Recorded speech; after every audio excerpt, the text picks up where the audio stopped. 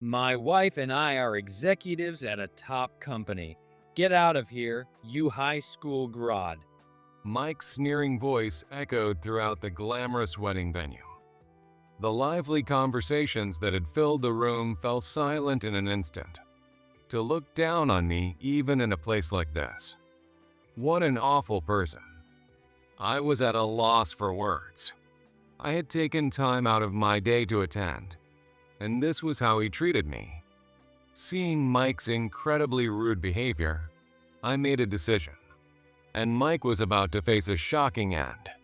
My name is Jack Smith, and I'm 35 years old. Let me tell you a bit about my tumultuous life so far. I was born and raised at my grandparents' house. My mom moved back in with them after divorcing my dad and gave birth to me there. But sadly, my mom passed away soon after I was born because she was in poor health. That's why I grew up without parents. Still, that doesn't mean I wasn't happy. My grandparents raised me with so much love and care. They gave me pocket money so I wouldn't feel deprived and took me anywhere I wanted to go. Thanks to them, I grew up never feeling unloved. I wanted to make my grandparents proud, so I worked hard in school. The harder I studied, the happier they were, and the more they cheered me on. At first, I studied hard for my grandparents' sake, but over time, I grew to love studying itself and consistently ranked among the top students in my class. Because of this, my homeroom teacher saw me as someone with great potential for the future. My grandparents, proud of my good grades, told me, "Go to any school you like and pursue any career you want. Don't worry about the money." However, they were getting older and couldn't keep working forever. If I went to college, their lives would have to become more frugal. Not wanting to burden my beloved grandparents any further, I decided to give up on college. When I told people I'd be getting a job right after high school, they looked at me like they couldn't believe it. But studying isn't limited to school. That's what I told myself as I started working. I got a job at a major restaurant chain. Having no experience in customer service, I was completely lost at first. I didn't even know how to properly greet customers. But my supervisor, Susan, patiently taught me everything from scratch. She showed me how to give a proper greeting and how to take orders, covering all the basics. Susan was married and mentioned that her oldest child was the same age as me, so she treated me with the same affection as if I were her own son. Even when I got a customer complaint because of my service, she comforted me gently. Everyone struggles at first. Don't worry, you'll get better little by little. Her presence was such a huge emotional support for me. Every day I came home completely exhausted. Seeing my state, my grandparents worried about me as if it were their own problem. Jack, you've always pushed yourself too hard. You need to learn to take better breaks. We got you a new pillow. Try sleeping with it. Hopefully, it'll help you feel more rested. Hey, we bought your favorite snacks. Let's sit down and enjoy them together.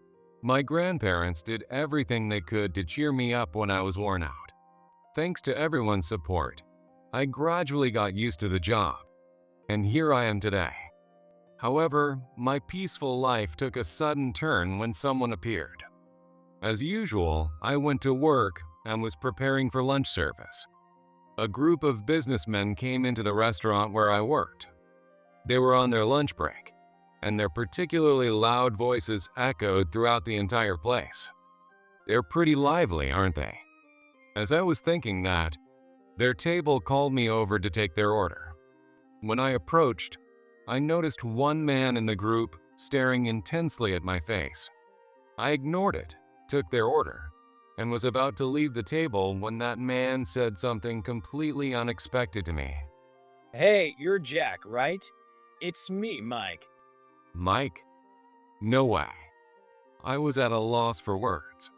Seeing that I was silent, Mike continued talking. Don't you remember? Back in middle school, we used to compete over our test scores. I never competed with Mike over test scores. That was something he did on his own.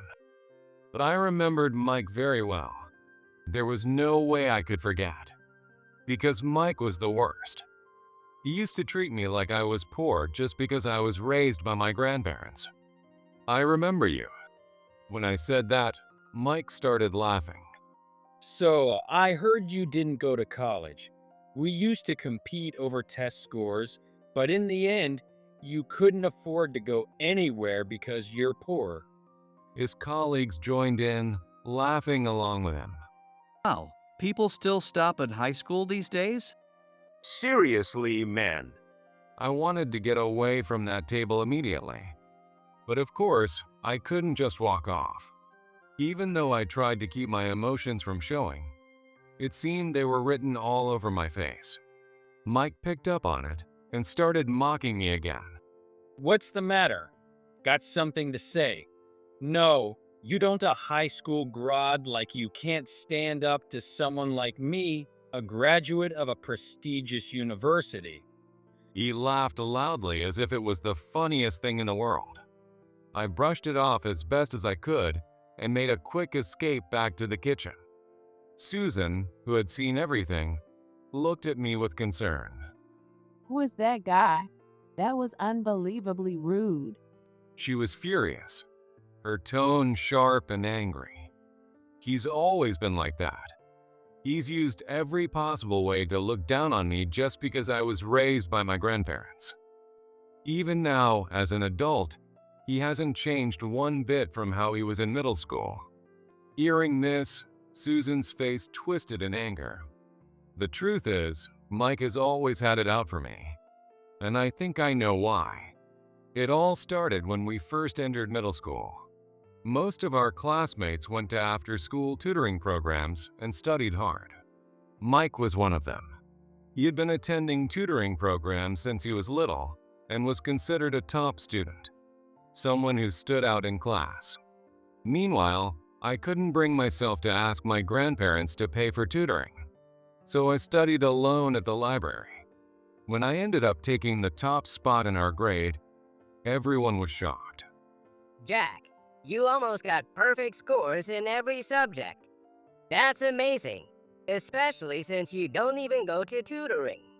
My classmates praised me, but in the corner of the classroom, Mike glared at me with frustration. From that moment on, his attitude toward me visibly worsened. Jack, what kind of trick did you use to cheat? Every time we had a test, Mike accused me of being a cheater. It was obvious he couldn't handle the fact that he couldn't beat me. Of course, I never cheated. But our classmates were probably too scared of Mike to stand up to him. I endured his harassment until we were finally placed in different classes later in middle school. I shared this story with Susan.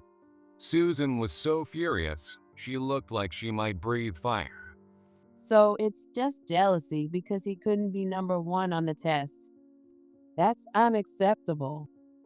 It's all in the past now, and I'm not planning to dig it back up, so it's fine. Susan let out a deep sigh at my words. While I could let go of being falsely accused of cheating, there was one thing I could never forgive. It happened at our middle school graduation. Since I didn't have parents, my grandparents attended the ceremony with me. None of my other classmates said anything, but Mike, in a loud and deliberate voice, mocked and belittled my grandparents for everyone to hear. You don't have parents? What poor-looking grandparents you have. I didn't care how much he insulted me, but I couldn't forgive him for speaking that way about my grandparents. Anger surged inside me. Just as I was about to shout at Mike, my grandparents, standing beside me, desperately stopped me. Let it go. Raising your voice will only waste your time. My grandfather said, gently holding my shoulder. My grandmother also rubbed my back to calm me down.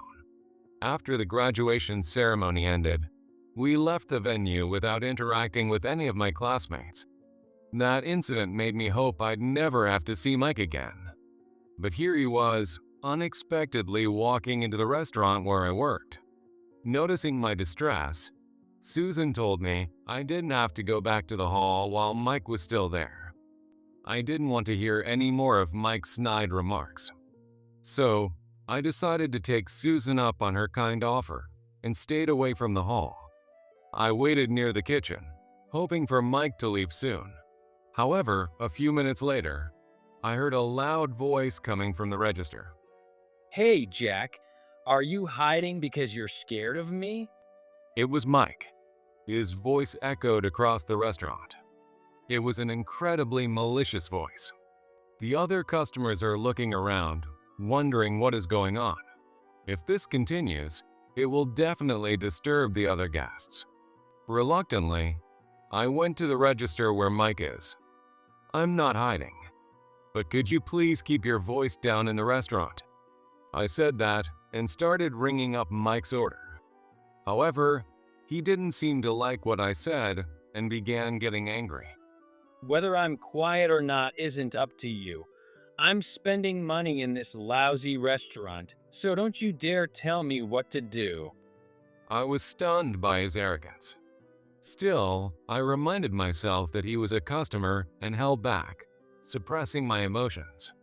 Seeing me stay silent, Mike raised his voice even more. By the way, I heard a rumor you were unemployed after middle school. Are you mocking society? You should be like me, study hard and get a job at a top-tier company. Then maybe, just maybe, I'll bother to listen to what you have to say. He puffed out his chest, acting like he was the best. I couldn't understand how someone could live with such overconfidence. As I let out a big sigh, Susan stepped in and took over the register for me. Her expression was stiff with anger. I'll be back to eat here again, Mike said as he and his group laughed their way out of the restaurant. The place fell silent, as if the storm had finally passed. I couldn't stop feeling irritated. Then Susan looked straight at me. That man is just the worst. Let's ignore him. He's a pitiful person without a shred of humanity. Susan said this as she started cleaning up the table where Mike had been sitting. She's right. Looking down on others, even as an adult, is truly the behavior of a terrible person. I decided to focus on the tasks in front of me and not let him bother me. I resolved to treat Mike as nothing more than a bad dream and forget about him. Soon enough, my peaceful days returned. I gradually forgot about Mike's visit and his condescending remarks. One sweltering summer day, I went to work as usual. The oppressive heat was draining everyone's energy. It's so hot today. I bet the restaurant will be packed with people looking for a cool place to eat. Susan said that, and then got busy with the preparations. Taking a cue from her, I got the restaurant ready as well. When the restaurant opened, just as Susan predicted, it quickly filled up with customers. Susan, the other staff, and I were all rushing around, trying to keep up with the demand.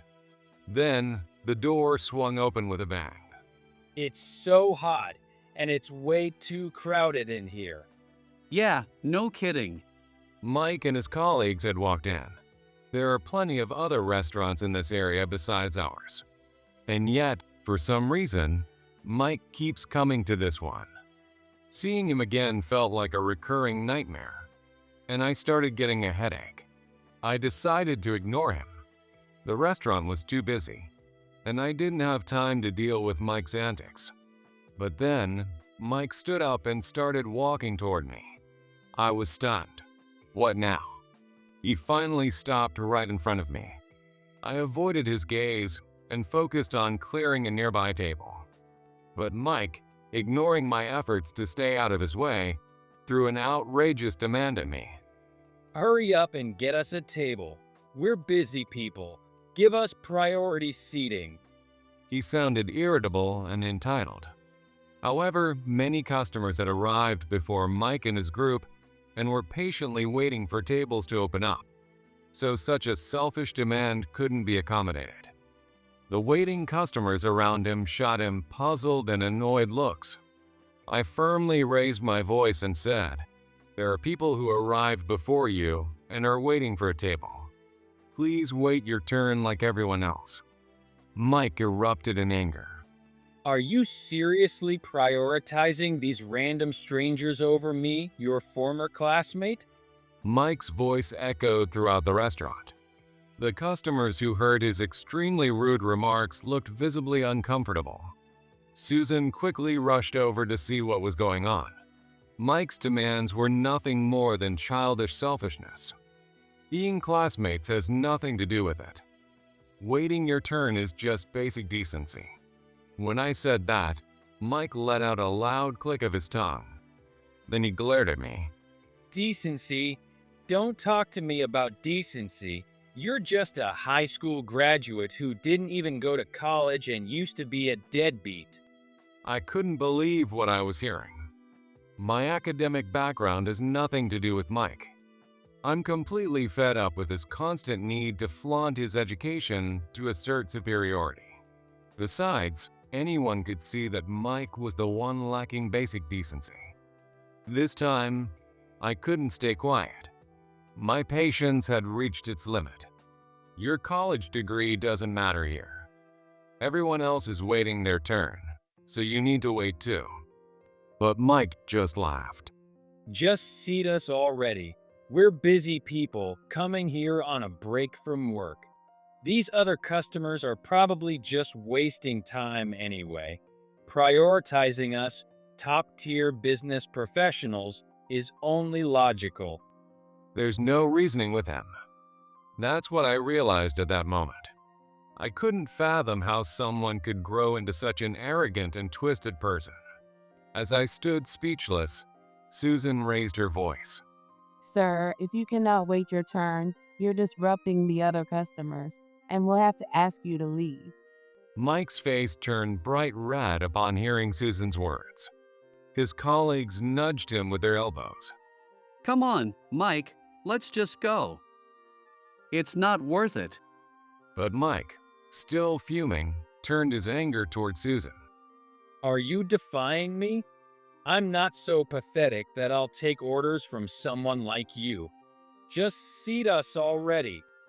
The other customers in the restaurant stared at Mike, their disapproval evident.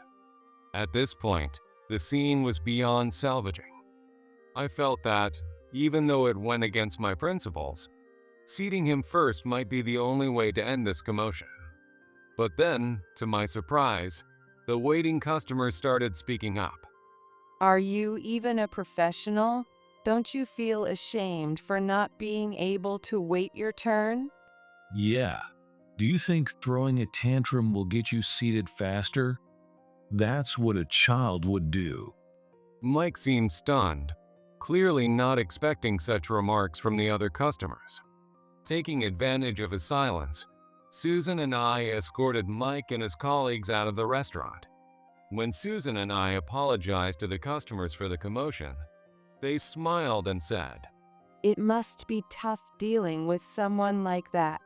We managed to resolve the situation peacefully, but I hoped it would never happen again. If Mike comes back, I'll refuse to let him in. That's the decision I made at the time. However, since that incident, Mike never returned to the restaurant. Years passed, and before I knew it, I was 35 years old. Time flies so quickly. On this particular day, I had taken time off work to attend a wedding. At this age, wedding invitations become more frequent. I found myself attending weddings of acquaintances almost every month. As for me, I had no plans to get married and wasn't even dating anyone. I often thought it might be time to consider marriage, but I used my busy work schedule as an excuse not to pursue a relationship. When I arrived at the wedding venue, I was awestruck by the grand entrance. I had attended many weddings before, but this one was special. To be honest, I hadn't wanted to attend, but I couldn't refuse the request of someone who had helped me a lot. After checking in at the reception, I walked inside and saw a crowd gathered. Curious, I peeked to see what was happening, and there stood Mike in a tuxedo. Yes, today, I was attending Mike's wedding. Of course, I wasn't invited by him. I was attending on behalf of someone who couldn't make it. Knowing in advance that it was Mike's wedding, I hadn't been enthusiastic about coming, but I still showed up. When Mike saw me, his face was filled with shock. Why are you at my wedding? I didn't invite you. He raised his voice at me, but I wasn't the same person who would back down from him anymore. I had learned something that made me realize I didn't need to fear Mike. You're right. You didn't invite me. Then why are you here? I'll have you arrested for trespassing. Both my wife and I are executives at a top company. Get out of here, you high school dropout. Mike spoke with his usual arrogance. His condescending voice echoed through the glamorous wedding venue. The room, which had been filled with cheerful conversations, fell silent in an instant. At that moment, the bride, Sarah, appeared in a glamorous white wedding dress. She looked at me with suspicion, as if I were some kind of intruder. Mike, full of sarcasm, began introducing me without permission.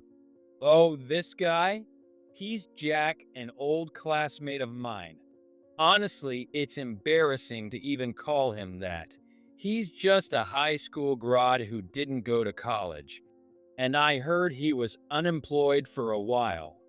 Hearing this, Sarah laughed. What? Someone like that is your friend? Of course not.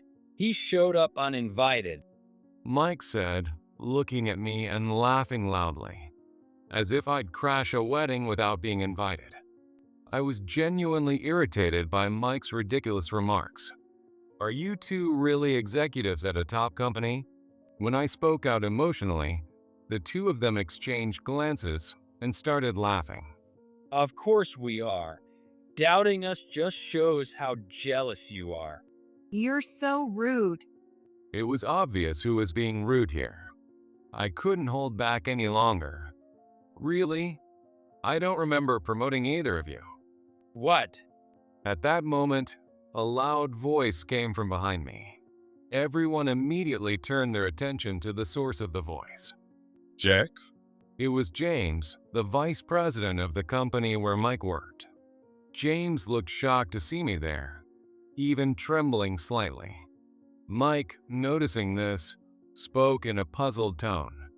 James, do you actually know this high school grad? He had the nerve to doubt that we're executives at a top company. What a worthless guy. As soon as Mike finished speaking, James raised his voice. Mike, how dare you speak so rudely? You have no idea who you're talking to. What? Why? He's just a high school grad. Mike clearly didn't understand the situation. Sarah looked equally confused. James then began explaining the truth. How do you not know this? This man is the president of Johnson Group, which oversees not just our company, but 50 others. What? That's impossible. Yeah, there's no way he could be a president. Look at him. Their endless rudeness and unfiltered remarks left me utterly speechless. James, however, confronted them with yet another undeniable truth. Jack is the son of Steve Johnson, the chairman of Johnson Group. The room buzzed with murmurs. Johnson Group? That's the company that runs all those big-name businesses, isn't it? So, Jack is way above Mike in status. Mike and Sarah stared at me in disbelief. I decided it was time to confirm the truth myself. James is right. I'm the president of Johnson Group. I took over from my father, the chairman. Mike still looked like he couldn't accept it. You used to work at a restaurant. How could someone like that be a CEO? And your last name is completely different.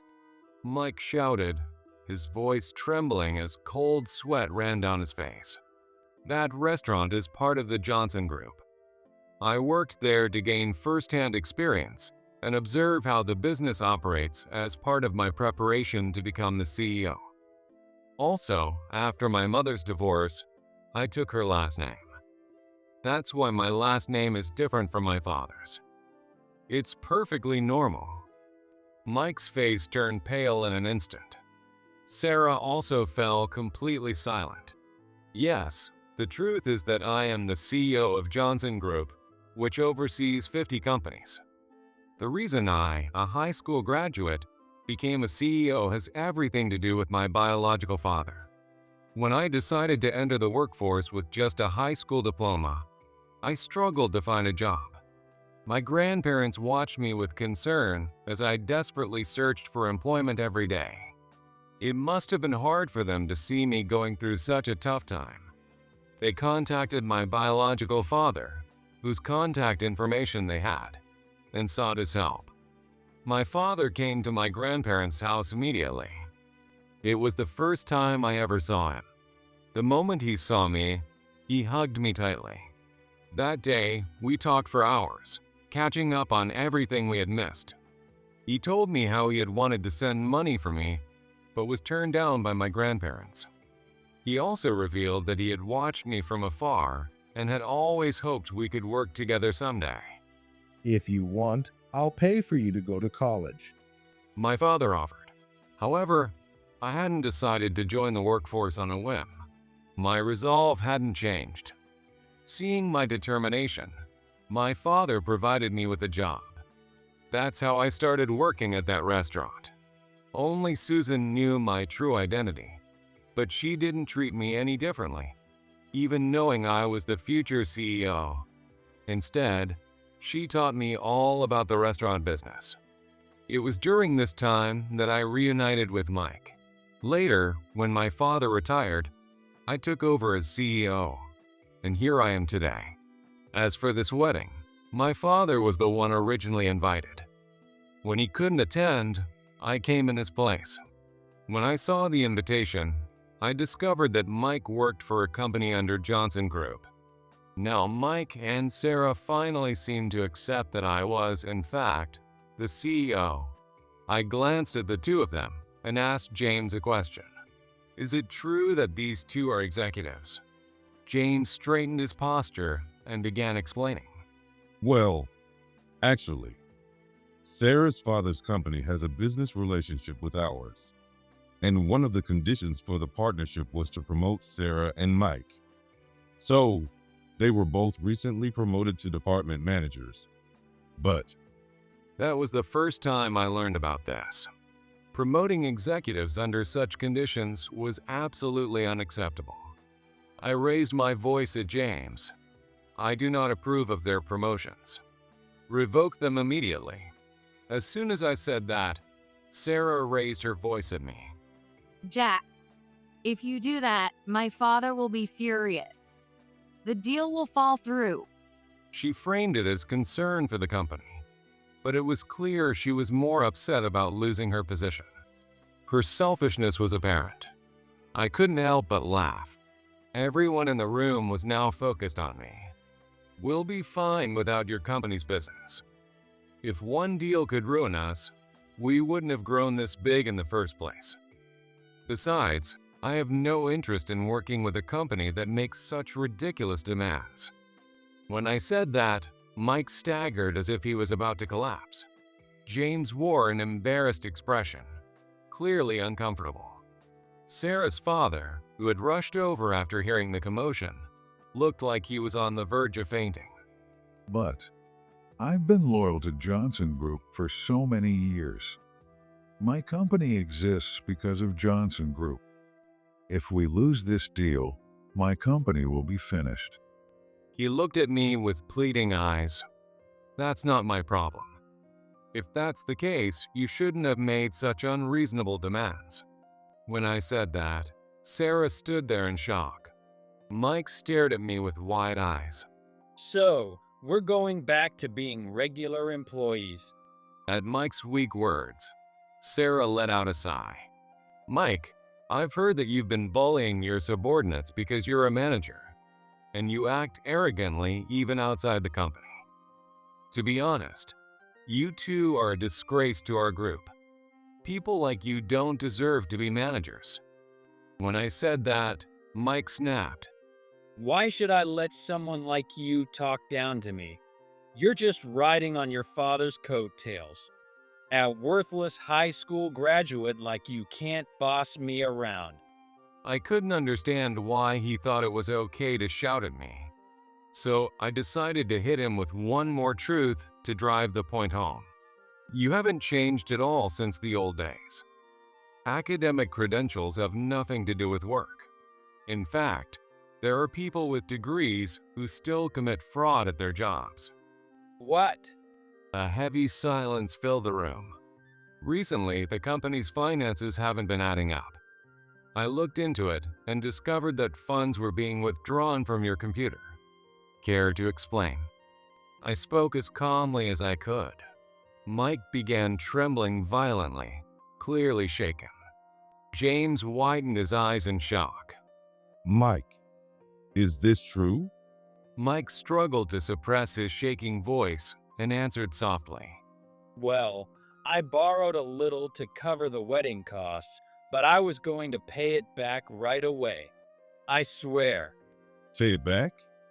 You can't just take company money like it's yours. That's a crime. What were you thinking? James scolded him harshly as Mike shook. I'm so sorry. Jack, you'll forgive me, right? We're friends, aren't we?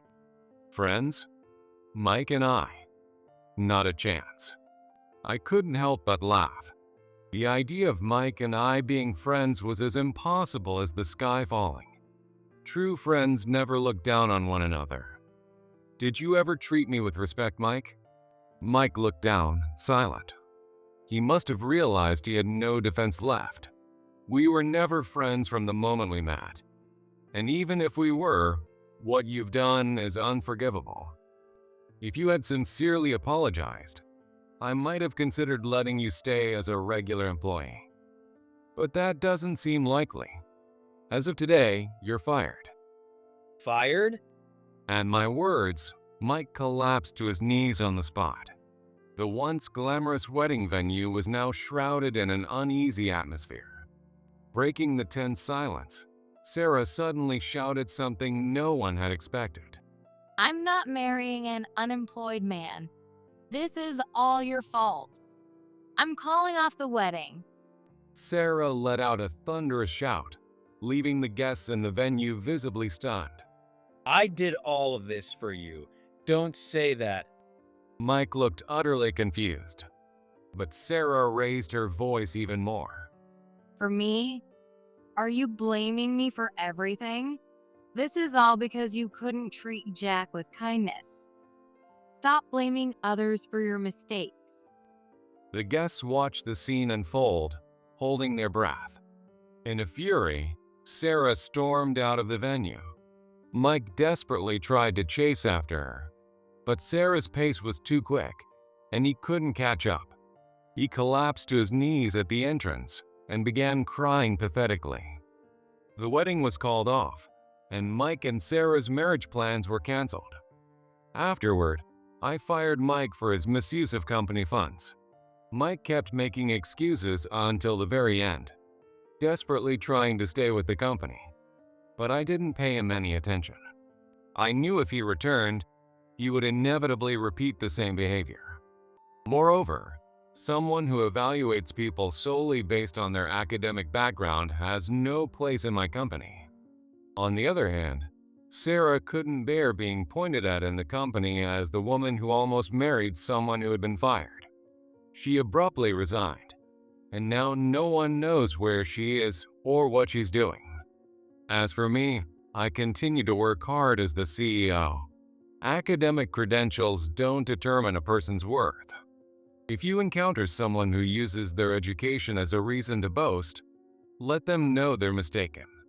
My tumultuous life has taken a turn for the better, and I'm moving forward one step at a time. I plan to keep walking steadily along this path, making progress each day.